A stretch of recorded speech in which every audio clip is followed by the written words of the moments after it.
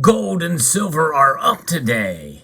Now, it's not by a shocking amount, but there's a good reason why today's price movements are very important. I'm going to talk about that in this video as we explore.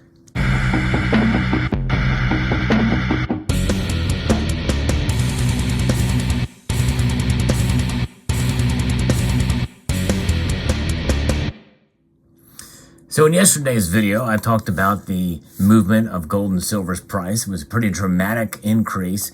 Today's increase is not quite as dramatic as yesterday's. However, gold is up solidly over 1% as I record this video, with the market closing in mere moments now. It did touch above $2,000 an ounce earlier in the day, but is now pulled back to $1,995.60 in the ask price, up almost 1.25 percentage point, $25 or $24.50. Silver is up 8 cents, up just over 1/3 of a percentage point. So it's not climbing as fast as gold is now.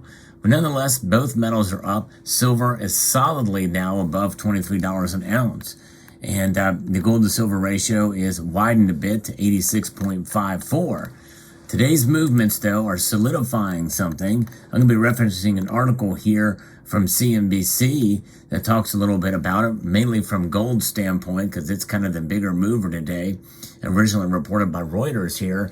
And if you enjoy videos like this, where I do talk about the dynamics of the market, the psychology of the markets with regards to precious metals, and the fundamentals, I hope you will consider pressing that thumbs up button, subscribing to the channel, and maybe even sharing this video and others when you get a chance. So gold prices extended their gains for a second straight session on Thursday, boosted by a slide in the U.S. dollar and Treasury yields after the Federal Reserve signaled an end to its monetary tightening cycle might be on the cards.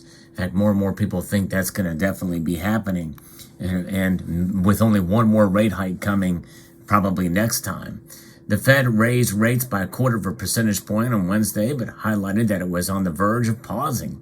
If they truly do pause, that clearly has been a green light for the gold market, being a quintessential hedge against inflation. It's likely that inflation would remain elevated if they're unable to raise rates any further. This is from David Merger, Director of Metals Trading at High Ridge Futures. Gold on Monday hit a one-year high, breaching the key $2,000 level on safe haven demand, though later ceded some ground as the banking sector jitters subsided following the rescue of Credit Suisse. But the outlook remains positive if the Fed pauses or the banking crisis carry on. We may have both, and that could send some pretty dramatic increases for precious metal prices. Wall Street bank Goldman Sachs hiked its 12-month gold price target to $2,050 an ounce, up from $1,950 that they had before. So everybody's kind of revising their positions. It's not very often I say this, but my price prediction for gold has already come true. That's right. For the second year in a row, I got it right on gold, but I've missed the mark on silver. But you know what? And very likely we could see silver within spitting distance of my prediction as the months move ahead, and what's going on nowadays, and we could easily see that happen. A combination of inflation still being at lofty levels, safe haven alternative investment demand, and the weaker dollar, all of these are significantly driving gold's price. The dollar was near February lows, sliding for a sixth session and making gold cheaper for holders of other currencies. Benchmark government bond yields and edge lower, and improved zero yield bullion's allure. So there's where that is. Now, there's another piece by FX News that talks about this, FX Street too, and they're rejoicing, gold traders, after they confirmed their rate hike, and we've seen the prices continue again for the second day. And here is what Kenny Polcari, which is a longtime equity trader and renowned Wall Street influencer of gold, and his daily blog post.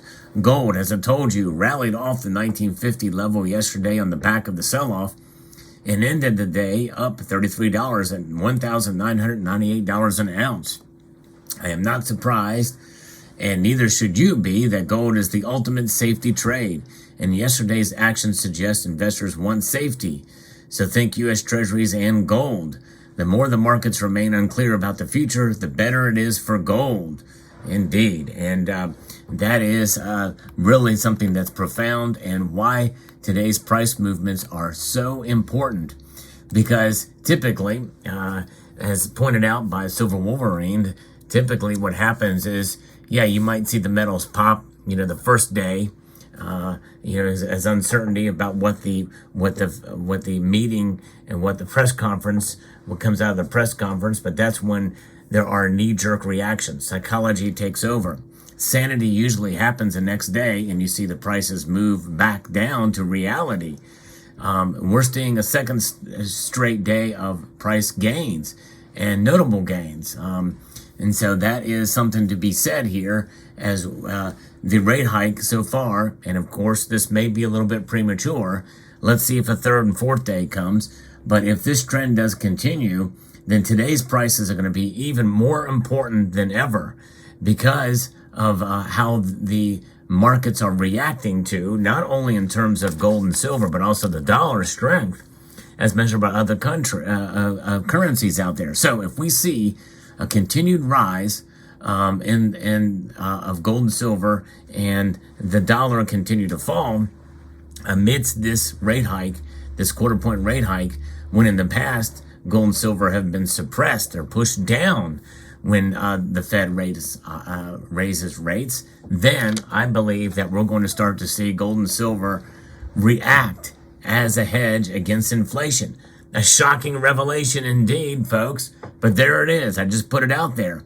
This may be on the back end and the tail end when they realize that the Fed has pretty much backed itself into a corner, and not being going to raise rates anymore, and inflation continues to rage on. Because keep in mind, even though we've had a couple of months in cycles of disinflation, that does not mean that inflation is not there, and it does not mean that it does not hurt. And that 6% number, which is the latest, means that inflation is just on top of the already high numbers that we saw a year before. We are hurting, folks. The value of our dollar continues to decrease at a rate which is not comfortable for anybody out there, including the Fed. And they're trying to stave it off a bit, but they may only do one more. And as the hours have ticked by, they are more and more pretty much settled on this idea that they're going to only do one more rate hike. One more rate hike means that that likely that's going to probably mean that gold and silver is going to continue to rise throughout. But that just depends on what happens in the next couple of days here. Now, tomorrow is going to be the last trading day until Sunday night. And it'll be very interesting to see what that market watch is going to be like on this channel. For those of you who are aware, I do a market watch every Sunday night as the markets open. And it's been a pretty interesting time the last few times we've done it. Even interesting, even when they don't react like we think they do.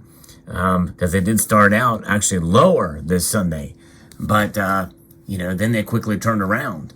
And so gold and silver very well may be starting to actually react to market conditions on a consistent basis.